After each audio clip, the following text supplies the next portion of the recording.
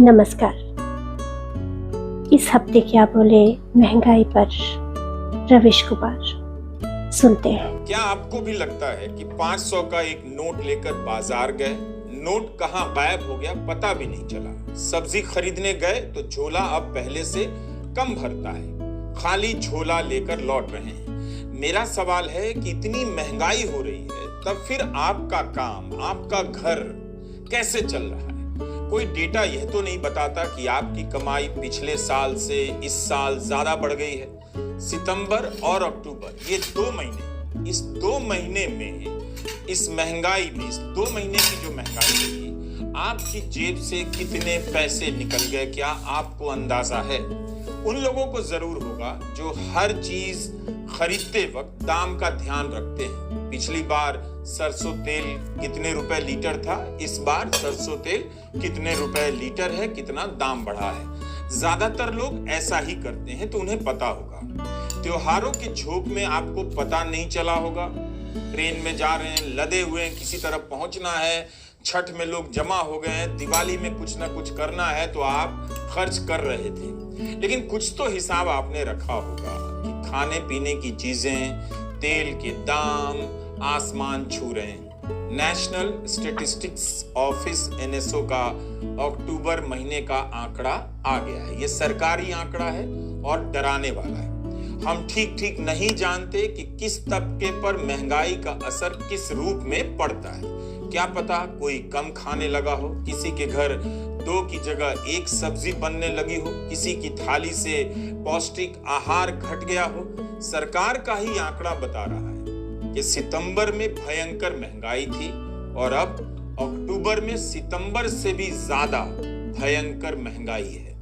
घट नहीं रही है, कोई कोशिश करता हुआ नहीं दिख रहा है, बढ़ती ही जा रही है, किसी को फर्क नहीं पड़ रहा है।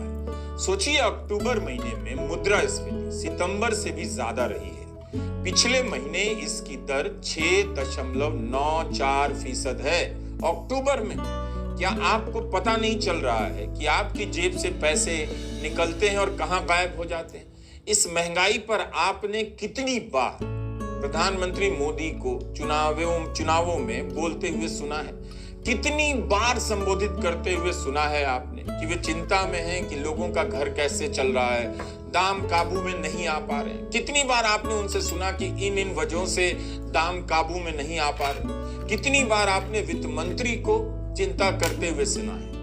क्या आप अपना पेट, ठीक से सुनिए इस बात को, क्या आप अपना पेट बटेंगे तो कटेंगे टाइप के नारे से भरने लगे हैं? महंगाई के लंबे दौर का बचत पर कितना बुरा असर होता है क्या आपको पता नहीं? और जब पता है तब फिर इस तरह की राजनीति देश में क्यों हो रही है? क्यों नहीं आर्थिक मुद्दों पर राजनीति आ रही है जिससे आपका जीवन प्रभावित हो रहा है? अक्टूबर महीने की कमाई 14 महीने में सबसे अधिक रही है। अक्टूबर महीने की महंगाई 14 महीने में सबसे अधिक रही। इसमें भी खाने पीने की चीजों के दाम सबसे ज्यादा रहे हैं। आग लगी हुई है इनकी कीमतों में।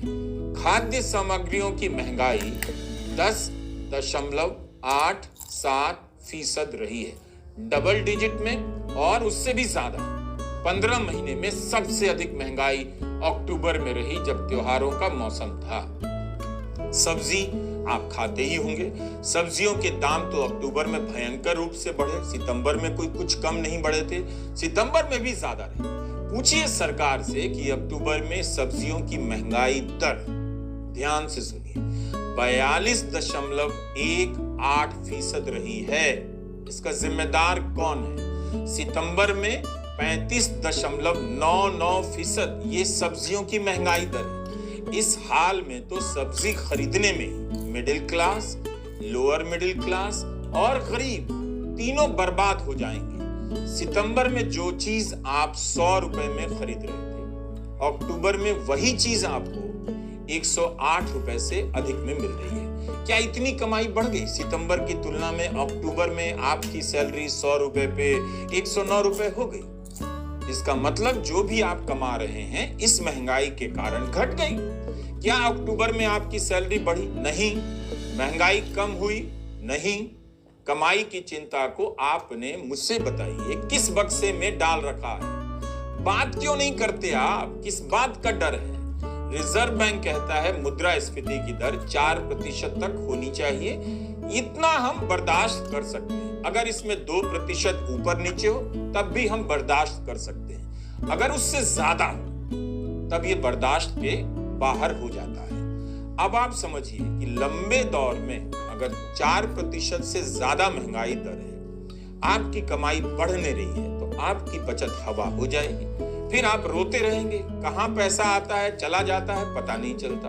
पता तो चलता है लेकिन आप बात नहीं करते हैं।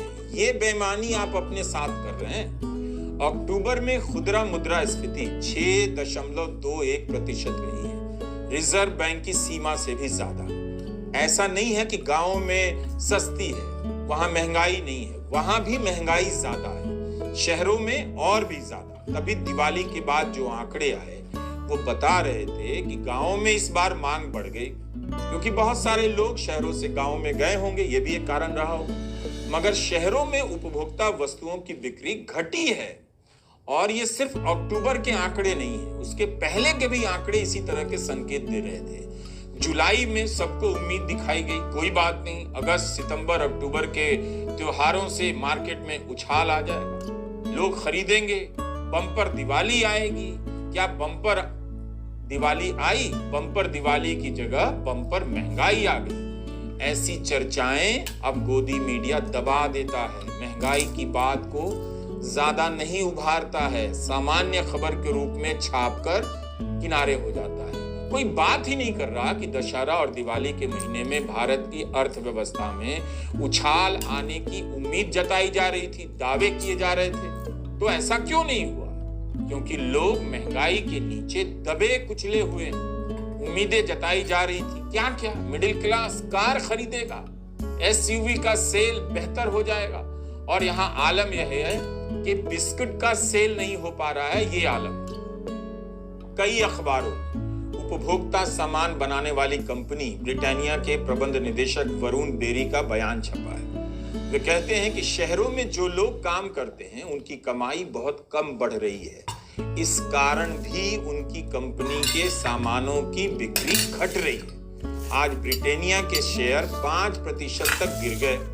कुछ दिन पहले नेस्ले कंपनी के टॉप अधिकारी का भी बयान आया कि शहरों में मांग एकदम से घट गई है। हमने महंगाई और मिडिल क्लास पर 2-2 वीडियो बनाए हैं, आप देखिए। डाबर इंडिया की दूसरी तिमाही के नतीजे भी यही कह रहे हैं। राजस्व मुनाफा दोनों कम हो गया। कंपनी का मुनाफा पिछले साल अक्टूबर महीने की तुलना में काफी कम हो गया है। ये वो कंपनियां हैं जो हमारे खाने पीने और घर के जरूरी सामान बनाती हैं। जब इनके उत्पाद नहीं बिक रहे हैं, जो कम दामों की चीजें होती हैं, तो फिर बड़ी चीजें तो बिक नहीं रही होंगी। इन कंपनियों को दिखने लगा है कि लोगों की कमाई नहीं बढ़ रही है, तो इस पर लोग क्यों नहीं बात कर रहे हैं? अक्टूबर के महीने में जुलाई से सितंबर महीने की तिमाही के नतीजे आए कंपनियों के। भारत की 7 बड़ी कंपनियों के नतीजे बता रहे हैं कि मांग घट रही है, उनका मुनाफा राजस्व कम होने लगा है।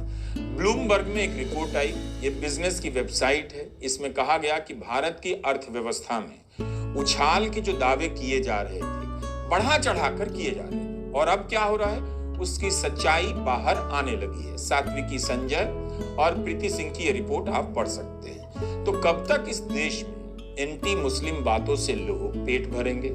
आदमी जब कमाएगा नहीं, बचाएगा नहीं, तो खर्च कहां से करेगा?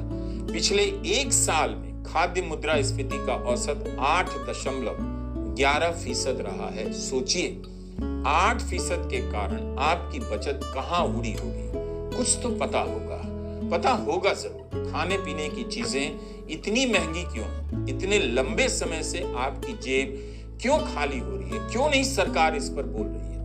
ऐसा तो है नहीं कि इस दौरान गैस का सिलेंडर सस्ता हो गया, वह भी तो महंगा हुआ। 1 अक्टूबर को 50 रुपए सिलेंडर के दाम बढ़ाए गए थे।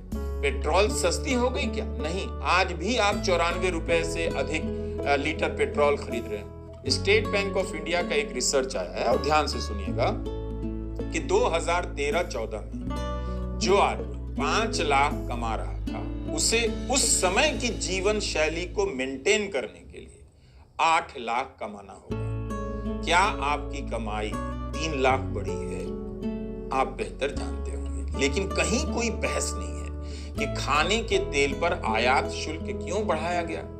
ऐसा करने से किसकी कमाई बढ़ रही है, किसकी घट गई है, जनता को क्या फायदा हो रहा है? जनता के लिए तो खाद्य तेल महंगा ही हुआ।